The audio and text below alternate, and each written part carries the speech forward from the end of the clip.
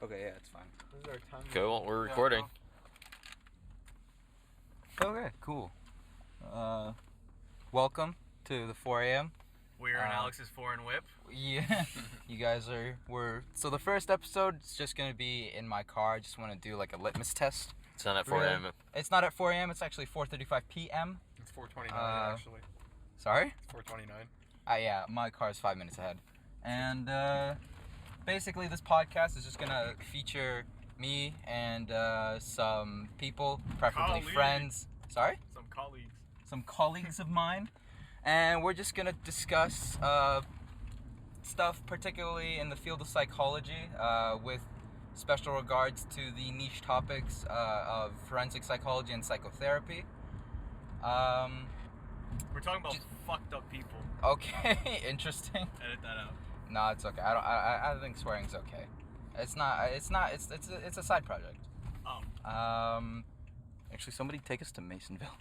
Masonville. Today we're gonna be talking about personality, and one of the things I wanted to bring up was the Big Five. So I'll just explain a little bit, give you guys kind of like a perspective. If you guys want to interject at all, that's cool. If you guys want to introduce yourselves, go for it. Absolutely not. My name's Felix. I'm Gary. I'm Marcel. And I'm Alex. I'm the host. With the most. I don't have a quippy line. I'll make one later. Hey, what's up, guys? It's Zippy the G holding down the 6. You already know how we do. Do what do's. The premise of the podcast is just because people come up with really interesting ideas when they get really, really tired and start to work automatically. So you know when you're like texting your friend and you just happen to be like, what would happen if you put on Nutella on a potato chip kind of ideas? You'd gain a lot of weight. You probably, if you don't have a healthy diet, you'd probably put on a little bit. What would happen if like someone forgot to change their blinker fluid? Okay. There's no such thing. All right, back on topic. Why is it called a building if it's already built? Okay. Why do you park in a driveway? So the Big Five are distinguished personality traits that psychologists have found across Western industrialized civilizations. So like North America in particular, that's basically it. Germany. No, not Germany.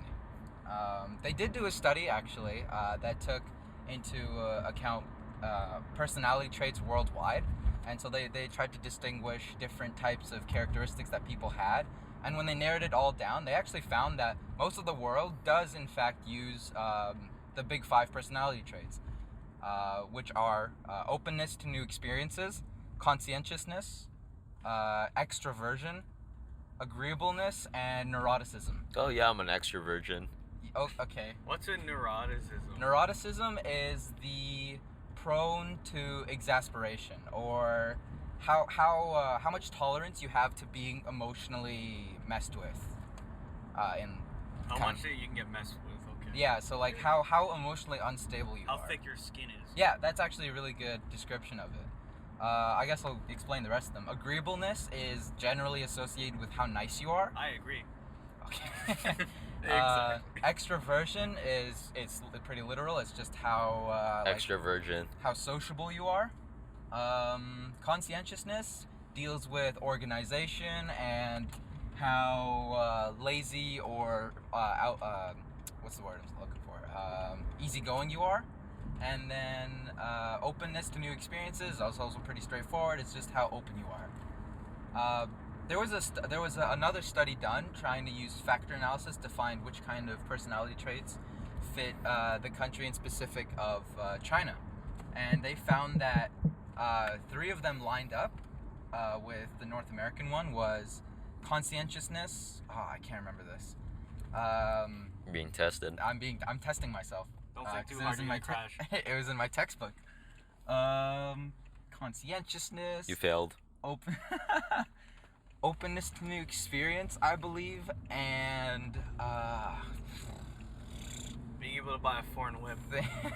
I think it was also agreeableness, but they called it something else when they did the study, because it wasn't They were, I think, Chinese psychologists. Ooh. But they added one more, and I think it had to do with how much it was something along the lines of very family-based personality. Make a left on this intersection. Make a left, okay. Yeah. And it kind of went to show how different cultures might value different traits separately. Like because a lot of personality tests are done based off of individual experience and individual explanation, they found that people in Japan were in particular they seemed very neurotic, when in reality they just valued modesty. They were erotic. Okay. No, they weren't erotic. Hentai. No. They were instead just, they valued modesty as opposed to the American norm or the United States norm, which was to just try and be not more boastful, but less modest by comparison. So boastful. Yeah. Well, okay. Well, I didn't want to.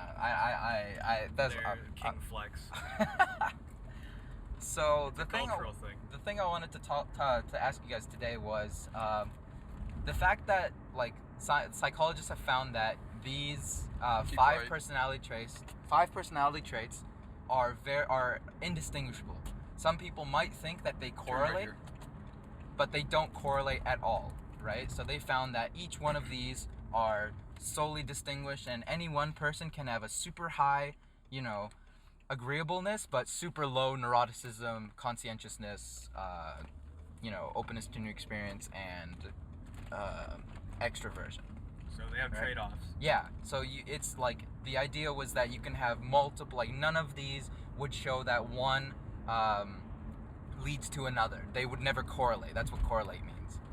So what I want to ask you guys is, extroversion and openness to new experience at face value do seem very, very similar, right? Like extroverted people might be more open to do things. That seems logical, right? Yeah. There was a study done that showed that people actually who had higher extroversion did in fact have higher openness to new experience. So what would a person with low openness and high extroversion look like, and vice versa, something with low extroversion and a high openness look like, and do those two really correlate, and should it be renamed from the big five to something else? So what do you guys think? What would someone with high extroversion but low openness look like? Well, I assume they'd be, I guess they'd be like your typical office guy. Typical office guy? Yeah. Okay. Like they're open, forced to like interact. yeah, they're forced to interact. Forced to interact. Yeah, okay. like they talk to other people. It's just they go to work, they go home. So you think that like the because they're forced to interact, they change? Because your personality, it's consistent over like anywhere, right? At least in this theory. It's very like you act this way here because of your personality, and you act this way there because of your personality. It's not like there is another theory about personality states where your situation will change how you act. I think that's called the adaptive personality. Yeah, study. it's very like it's exactly that. It's you adapt to the situation. So, somebody who's very, very nice could have road rage kind of thing. So you think that, somebody in an office setting. Okay, what else? What else do you guys think? Because I was trying to think about it and like argue against this idea that they're both correlating, but it seems like, I can't really think of a concrete example of somebody who's extroverted but who's like not open to new experiences. They could be a closed-minded individual who are just outgoing. Closed-minded but outgoing. Okay. That could work out because you could be extroverted, you can talk to a bunch of people, but then when they bring up an idea like let's go to a roller coaster, you could be like no. Actually, that's like closed-minded but really really sociable. Like that's very similar to a different type of personality we learned in the textbook called right-wing authoritarian. I'm not lying though. Like This, like, the right-wing authoritarian is very hard on rules. Like, they like to stick to the roots, but, you know, they have also the bad stuff that make them right-wing authoritarian. Like, Germany. that incident that happened in Nazi Germany, you know, that they're very prone to violence. It was not an accident. That happened. Oh man, this is really dark. But that's okay. This took a turn. Yeah, this took a turn. Okay, now let's change it. Let's do someone who's very introverted but open to new experiences. So what would that kind of look like? Someone who's trying to break out of their shell. You could be somebody who is introverted, not talk to anybody, but you also are open to trying new experiences to gain experience. So you can become extroverted. Yeah, that fits. I didn't really think of that just because I kind of dismissed the idea that, you know, someone who's introverted would be open to that kind of stuff, just because they seem like closed off from people. Oh, well, not from people. I shouldn't say that. They're closed off from things that they don't want to do. That's what I mean. I think it's more like when I think of this, I think of like a person that's like shy, but they still like to go to bars, and like they don't necessarily like try to start conversation, but like they want to have conversations, you know. They want to, but they want it to happen to them. Yeah. Okay, yeah. Okay. That makes sense. There's this one idea of personality change that's called the individual mean level change. Is it called individual mean level, or no? I think it's called the individual change, where basically how personality works is you are in like a list, right? So you're, you know, like each one of the 5 gets given a number for you, and you're compared to the rest of the population, and you fit somewhere, right? Like you fit on a ranked list. That list does not change in placement over time. However, the extent to which individuals as a cohort experience that. Oh no, there's a right turn. I don't want to turn right. Really don't. I really don't want to turn right. I'm gonna slip into this guy's thingy right here. Yeah. Ooh, just cut him off. I didn't cut him off. I had my signal. Hit the curve. He let you I didn't hit a in. curve. It was a pothole. Okay. Anyways, what was I? Just gonna cut all that out. No, I'm not gonna cut it out. It's part of the fun. So people like don't change the rank, but individuals as an entire group or age group or cohort will go up or down in, you know, extroversion or openness. So that was one correlation that we found when we were studying this topic of personality. Some people, however, can have a dramatical change in their personality and completely go from being, you know, extremely introverted to extremely extroverted. You know, it's either through trauma or self-change, you know, things like that. Yeah, but I don't know if you'd change your personality as much you'd change your entire psyche going hysteric. Mass hysteria. Oh, you know what? Mass hysteria changes everybody. Yeah. You know what? So that is one situation where that would actually happen.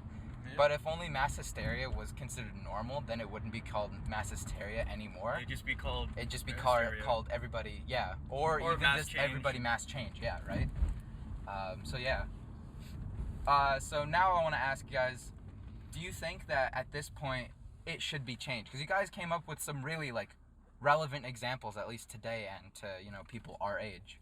Because I think before people like at least in a different, like the older cohorts, they wouldn't be as flexible as ours. Bustling young youth. As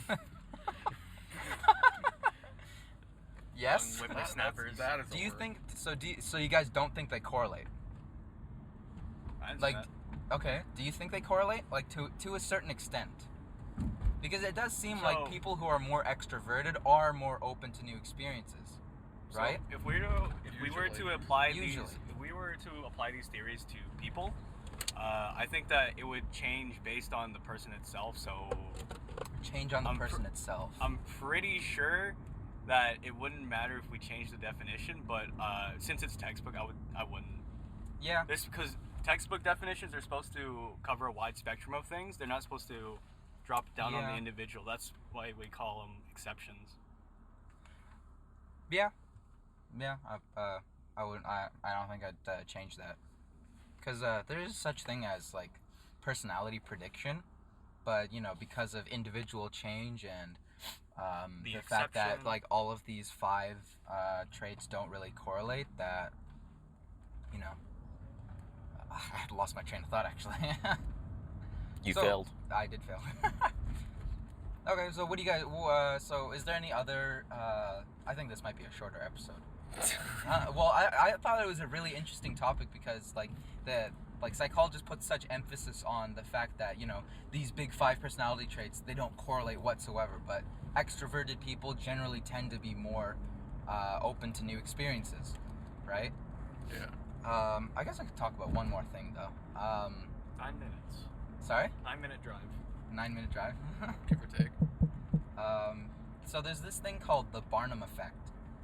And the Barnum effect, it was named by this, I think it was a circus performer, who I think he acted as a psychic, maybe as a cognitive bias that I have that's kind of assuming this, but basically general and vague responses to personality quizzes and personality tests make people believe that they're accurate. So there was this cool study that showed, well, it wasn't a study, it was more of a documentary, like a video documentary that showed sets of people answering a questionnaire, and then they were all given the same personality results, and they all read it and they were like, oh yeah, this entire it was 5 pages, this personality evaluation. They all said that it fit them so well. Mm-hmm. Right? Okay. So what do you guys think? Do you guys think you'd be immune to the Barnum effect? Like how often do you guys trust personality tests nowadays? Because professional personality tests, they don't have like 30 questions or 60 questions. They have, I think the MMPI, which is the Minnesota multiple personality inventory. Inventory is just personality inventory, just means personality test. Yeah. The MMPI has around 800 questions. Oh. Yeah, I know, it's really extensive. But there are certain reasons for it. Like they don't want you to lie or act like socially desirable. So they make it longer so that, you answer automatically. You answer a little bit more tired. You just want to get it done. You just want to get it done, right? But that also leads to some flaws. Like, because you want to get it done, you just might start answering like true, false, false, false, false, false. Yeah. Because there are only 2 answers. It's either the situation fits you or doesn't. Like a Yeah. lot of personality tests, they'll come like, oh, what situation fits you better? I like pancakes or I like waffles. Like, what? That doesn't really tell anything about personality. Yeah, it tells you, are you flat or are you... Are you like a Belgian waffle guy or Or French are you toast. French toasty kind of cakes guy, or what are you feeling? What do you taste like? So, what do you guys think? Do you guys think we'd be like immune to, or what are your takes on the Barnum effect? I would have to take the test, and based on how extensive it is, I would still lean to I'd probably be a part of it. So Very easy to manipulate. How would you improve like one of those like personality tests online? So 2 years ago, my teacher taught me a really dirty way to find out if somebody is lying or not on a survey. Go for it. Basically, one of the few ways you can do that is to force them to tell the truth by asking the same question in 3 different ways. That's okay. And basically, you were That's really smart. and if you find out that it's 3 different answers, but for the same question asked differently, cross it out. They're lying. Yeah. You They said- actually do this on the MMPI. They ask the same question multiple times, and if you tell different answers, they can't use the result because Yeah. they know you're lying. That's really good. See, we learned about different ways in class on how to use psychology personality inventories get their validity, and and why they're used very widely, as opposed to your 5-minute personality quiz that tells you, oh, you're a big dreamer, but you're also very closed off, kind of thing. Yeah.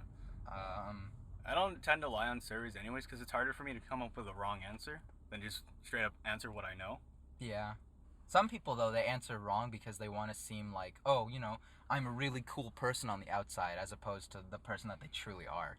Yeah. You know. Depends on the kind of person. I'm also asking you guys because it's always better when you get like answers from people who haven't like read the stuff and already know the answers, and something like you know like the people who don't really study this stuff, what kind of problems they see. So what about you guys, Felix, Marcel? What kind of problems do you see that are like at face value wrong with personality tests and inventories? I mean, for me, I might accidentally lie, because sometimes people lie to themselves, right? They think, oh, I may be more sociable here because they think like that, or maybe they're not, because I don't know. They're liars. They're liars. Yeah, they're lying to themselves. I don't know. Maybe that's a thing, but I wouldn't really know how to fix that. Like, cause it's like a subconscious thing, Like they're just doing it. I know for me, if I'm taking something like online, I probably won't take it seriously. Oh yeah. Oh, Right? Yeah. that's true. So it'll be like, do I really like? I'm like, oh, I that's probably really won't good. think about it as hard. Oh, I should have put that in my assignment. Because we did a personality test critique, and I chose this one that used the Myers-Briggs personality evaluations. If you guys know them. Yep. You know those 16 personality things? Yeah. Or it's 16. like, oh, I'm INFJ. Like, okay. 16. You just told me there were 5. No, there No, are there's a 5. different Okay, one. there are 5 personality traits that are documented in like a psychological journal. So there are 16 bastard ones? Yeah. Undocumented? Yeah. Well, okay, no. Actually, the Myers-Briggs one was used for several years before they found out that it was just a load of crap. Oh, discredited. Unlucky. Yeah. Citation needed, buddy. Better luck next time. By the way, it's next left. Cool. Thank you. Actually, we just passed by Western. Yeah. Should probably go ask. No, I'm joking. Anonymity is it plays a large factor in online tests. No, Alex. What? There's a sign Western right there. Oh, true. We're still here. Yeah, like. It's green. Nice. Thank you. I wasn't paying attention. I'm a good driver. Yeah. I don't know why I'm laughing so much. I'm Maybe a it's good to seem driver. socially desirable. Maybe. Maybe. What do you Ooh. call yourself in? Give me 4 letters. An extra virgin? Would you call yourself a QWEZ? Cute. What? Do you even know the letters? Nope. I know. I just know there's an I and E. That's all Are I you know. a JBL? That was the left you were supposed to take. Oh, well, whoops. Into the residential area? No, into the fire station. Or, wait, what? Huh? What is going No, on? just make it right. Make it right? Make Wait, a right. what? Yeah, okay. yeah. That was a little bit late. We're making a left then. We're making a left. That's okay. You can do that as well. There For the was. podcast. It's for the podcast. It's for the podcast. There was another personality theory that named 6 traits. So in addition to the big 5, so openness, conscientiousness, extroversion, agreeableness, neuroticism, they added one more: honesty and humility. Explain humility. So honesty, humility, it was. Wait, it's one. It's one. It's one. It's oh, one. Okay. It's a 6-factor personality test. So they found that honesty, as opposed to because honesty, humility aren't really opposites. Let me see if I can find a good way to explain this. Honesty, humility, that personality factor was measuring how to what degree does the person find not lying appealing. Does that make sense? Yeah. I Yeah. guess so, yeah. Kinda. I kind of. It's just kind of. You're not very good at explaining. I know. Well, it's kind of like, how would you feel if this person lied to you? Pretty. Yeah. Or how would you feel about lying, kind of thing. Yeah. It's like the Isn't Masonville right here? Oh no, Huh? it's not. Floor it. Damn it. I'm not gonna floor it or- for the podcast. For the podcast. For the record, Alex did floor it. I did not floor it. I stopped. He just stopped right now. Actually, you're supposed to make a left here. You can make the next left. I mean, it's not too late to make a left, right? Good. I can't see your left mirror, so. I don't see anything. I don't see, but I'm too far back The person behind us looks No, just very make impatient. go a little bit in the lane. I mean, if okay, there won't be a green or a left turn signal. No, they're no. Well, I mean, actually they can. If it flashes green, it means left turn. Yeah, but Yeah, if no, it's only no us signs two. in London flash green. Nice. I'll go to a safer one. Relax. No, just pull a UE. You'll be fine. Should be the next set of lights. You can turn left. For the podcast. Yeah, for the podcast. There was this.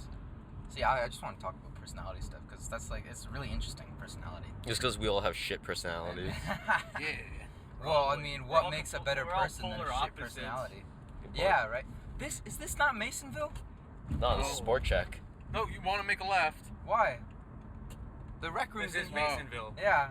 Marcel's bad. I just googled Masonville. You didn't tell me where. Yeah, it's true. Wait, Masonville's a street. Yeah. No, it's a region area. It's a street.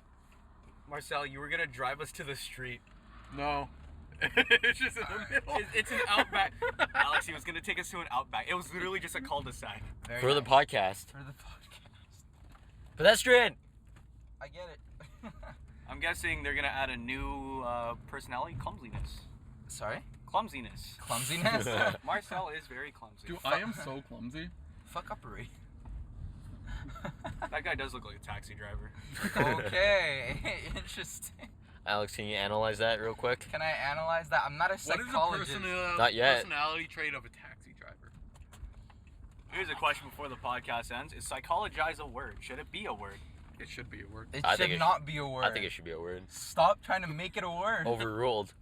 Overruled. 3 How? against 1.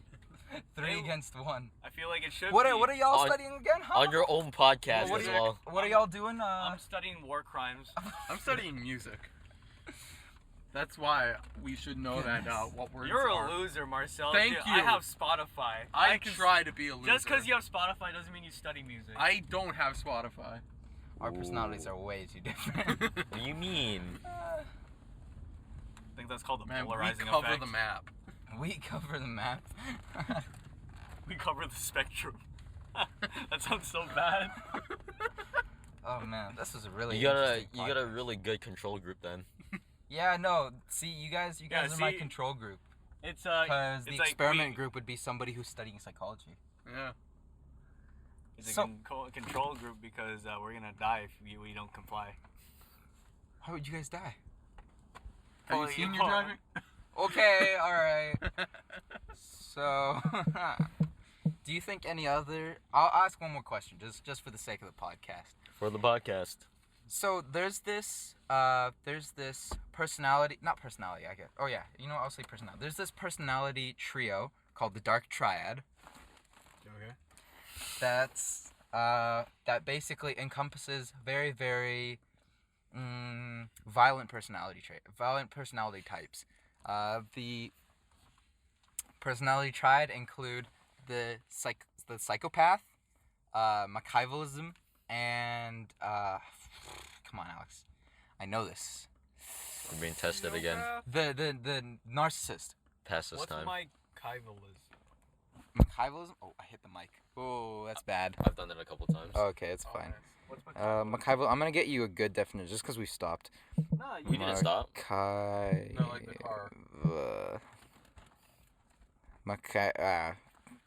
Alex, you're supposed to know all these stuff. You failed your Machiavellianism test already. is God a damn it. widely defined as the political philosophy of. No, that's not. That's not what I'm looking for. Sure. Personality. There we go. In psychology refers to a personality trait which sees a person so focused on their own interests they will manipulate. Oh, okay. So basically, A sociopath. Or fucking. Sociopath? psychopath and No. Machiavellist are very, very similar. No, Except- sociopath. No, sociopath is people who don't feel anything. Yeah, no, psychopaths are also people who don't feel anything. Yeah. Except psychopaths, as opposed to solely disturbing the peace, psychopaths also tend to manipulate people. Mm-hmm. Machiavellist, yeah, there's a stormtrooper there. Machiavellist is one of the traits that is called the Dark Triad, the other two being narcissism and psychopathy. So, is this, what website? Harley Therapy, oh, okay. .co.uk.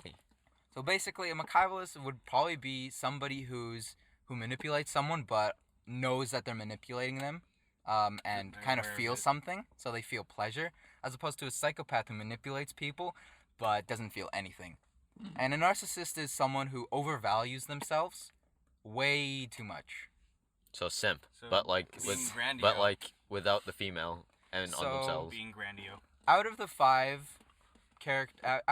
personality traits, how would you distinguish each one of the Dark Triad? So let's take a psychopath. You know, what characteristic or what personality traits would be super duper high and what would be super duper low? Super high would be outgoing, so extra, or was it extra? Extrovert, yeah. And in terms of low, I guess So how would you rank all five on a scale of 1 to 10? So five being like a solid, like middle ground, like someone who's like, if they were agreeable, they'd be both nice and they'd have like 1. Like psychopaths, they That's fine. don't normally agree with people. No. Okay. Why Why would you think that though? They're I normally out for their own. Oh they're yeah, out yeah, for- yeah. when Okay, they so manipulate- they are less agreeable. Yeah. Well, you're they right. would try and seem They- agreeable. They would try and seem agreeable. You know what? Yeah, I feel like they would try to like kind of like they try to convince you, but also have their own gain. You know, like the bare bones definition Yeah. of manipulation. So playing the long con. Exactly. So okay, let's Yeah. go through like the list then. So conscientious. How conscientious is a psychopath? They're very conscious of what they're doing. So I would put Yeah, 5. I mean Yeah. that makes sense. 5 out of 10. Oh, sorry, 10. Oh, okay. Yeah, out of 10. 10 out out of 10. 9, 10 out of 10. What about you guys? 9, 10 out of 10. Most of the time they are aware of it. If they were sociopaths, maybe they wouldn't. I would say they wouldn't probably feel like it. an 8, 8. Okay. where it's probably gone to the point. This isn't probably like, you know, more of a generalized version where it's they are aware of it, but maybe sometimes they don't realize they're aware of it and they're just doing it. Oh yeah, okay. So like they're subconsciously kind Yeah. of like they lie out of like what's it called? Habit. Yeah, they Yeah. lie out of habit. They're manipulators. Okay, so what about we said extroversion, agreeableness, conscientiousness, openness to new experience. Did we talk about that one for psychopath? Most of the time they have a set They have a pattern yeah. in terms Yeah. of their personality. They have so like I a would set put- agenda. I would normally So put it it's- as a 4. Do you think they'd seem open though, No. just to appeal to other people? No. No, Okay. even to people who were, or at least to my knowledge, even to people like who are being manipulated, they're just like, oh yeah, you know, this person is, knows what they want. Kind yeah, of they thing. knows what they want. They're not very outgoing. They're not going for Okay. that stuff. There might be like a little bit, but not like a lot. Yeah, So- it's not like polarizing. It's not. Yeah. Otherwise, they can't manipulate people. Mhm. So the last one would be what about their neuroticism? But this one seems pretty easy. Prone to being emotionally disturbed. I think that's a solid Yeah. 0. 0. They can't even. They don't feel anything. Their empathy is just cut out, right? Yeah. Yeah. Okay, so what about a narcissist? So narcissist on agreeableness. In my opinion, that's a in my 1. opinion, I think that's a fat like 2, That's a Yeah. 2, maybe 1. 3. Yeah. Like Yeah. Unless their best interest is in conflict, they will never yeah. Mhm. agree, or they will never freaking do that. What Yeah. about conscientiousness? I don't think most of them are very conscious yeah, I about don't- their them being. Conscientiousness doesn't necessarily mean conscious of their action. It just means like how organized, and conscious is another good word, but like organized, how dutiful they are, as opposed to like easygoing, go with the flow. They don't really care, like messy room kind of personality. So you think that they're not really conscious or like not really conscientious? What do you think? I think they're like somewhere in the middle where Yeah. they know what they want, but at the same time they're kind of doing this kind of like idea automatically where they're only out for themselves, but they only half the time realize they're out for themselves. Like I forgot the one god is a Greek god who killed himself because he found his reflection in a pond and he couldn't stop staring at himself. I know who you're talking about. It's the person that thought he was too beautiful. Yeah, he thought he was too Yeah. beautiful, so he Xerxes. Okay, so what about, we said agreeableness, we said conscientious. What about openness to new experience, narcissist? I think they A would 5. be. 5? Yeah, see, I was thinking 5 too, because, It could be another thing they can boast about if they're good at it. Yeah. Yeah. Kinda like, oh, something new. I'm probably very good at it. ooh, that's true. Okay, I'm changing my answer from a 5 to a 7. Well, I mean, it can go both ways because they can also say, "Why would I try that when I already know this? Yeah. I'm That's already very true. good at this." I feel like they know what they do or don't want to do though, and they'd only do things for themselves. But they'd also like think they're the greatest at it already. That's why I changed my answer to 7. But at the same time, it could be how narcissistic they are, right? That's If they're only mildly. yeah, Versus... but the Dark Triad kind of distinguishes that because it's like you are a narcissist. Yeah, but like it's all just like the extreme. okay. yeah, Then they're Okay. probably like, I'm a god at everything. yeah, I am beautiful. Yeah. Okay, so what about neuroticism? Do you think actually you know what? What do you guys think? I have an idea for this one though. Because I'm thinking like, you know, this one doesn't really affect your narcissism. Because, you know, you can be emotionally disturbed as Well, if you think your you're the ego greatest. your ego can be disturbed Yeah. pretty fast if you were proven wrong. Yeah, that's true. I think at like when you first like recognize that this person is a narcissist though, you think their neuroticism is very low. Or yeah, it's very low because, you know, you think that they think so highly of themselves, they're not disturbed by anything, but then Very fragile ego. yeah, and then when their ego is shattered, it becomes they become fragile people. It's very apparent when their ego is shattered too. Yeah. They're like almost physical signs too. They start hunching over. They start scratching their arms like crackheads. Go for it. It from the movie It. Why? What about him? In the second one, right? Oh, I didn't see the second one. Personally, I haven't seen it. I don't even know what you're talking about, Never bro. mind then. It is like the Pennywise clown. Yeah. Wait, no, explain. What Yeah. happened? Well, basically, how they defeated him. Oh, Do you guys the, care? The adults. Yeah, no, go for it. I don't care about Spoiler. spoilers. Yeah, sorry. Spoiler alert. For Basically, he was hunting him, and he was, you know, like this big spider trying to kill everything, right? They basically made him feel small, right? Oh, yeah, And yeah. basically made fun of him, Yeah, and yeah. he literally shrank and became weaker. So like, Is that the Beetlejuice? first one or the second one? I thought that was the first one. No, it's the second Is one. the second one? Because Yeah. in the first one, they they stopped, what's it called? They stopped being afraid of. Oh, okay. Yeah, go on. Right? Sorry for interrupting. Yeah, that's fine. Right? And then, like, kind of got at him where, you know, like, his weakness is, right? Is he thinks he's so good, but he's feeds off their fear, so if they kind of flip the fear and make him fearful, they can attack him. Yeah. Kind of thing, right?